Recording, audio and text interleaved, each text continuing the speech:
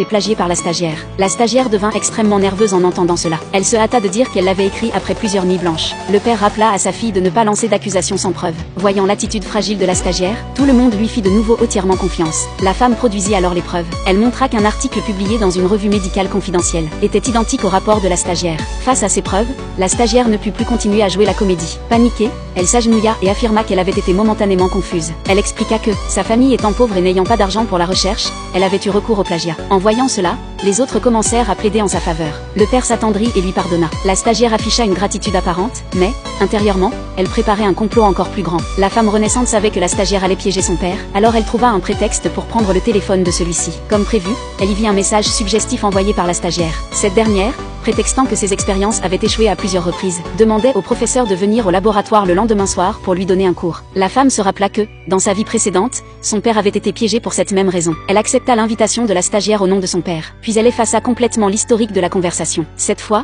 elle était déterminée à ne pas répéter la même erreur. Tout comme dans la vie précédente, la stagiaire avait préalablement placé des drogues dans le laboratoire. Elle comptait utiliser ce piège contre le père pour gravir l'échelle sociale. Voyant le professeur se diriger vers le laboratoire en toute hâte, la stagiaire pensa qu'elle allait réussir. Elle ne remarqua pas la femme qui l'observait à l'étage. Lorsque l'heure convenue arriva, la stagiaire, comme prévu, se décoiffa, déchira ses bails, appela à l'aide. Ses cris se propagèrent rapidement dans tout le bâtiment universitaire, attirant une foule. Puis elle accusa en larmes le professeur de l'avoir agressée. Les étudiants, ignorant de la vérité, accusèrent le professeur d'être une honte pour le milieu académique. Ils dirent qu'il devait être exposé et ruiné. La femme apparut à temps et foudroya la foule du regard. Elle les avertit que propager des accusations sans preuve constituait une diffamation. Dans les cas graves, cela pouvait être puni de jusqu'à 3 ans de prison. La stagiaire, se sentant coupable, affirma que les marques sur son corps étaient des preuves. Les personnes autour d'elle prétendirent qu'il y avait à la fois un témoignage oculaire et des preuves physiques. La femme rétorqua que l'apparence en désordre de la stagiaire et ses cris stridents prouvaient seulement qu'elle était mentalement instable, et ne prouvaient en rien que le professeur se trouvait dans le laboratoire. La stagiaire proposa que tout le monde entre dans le laboratoire pour vérifier.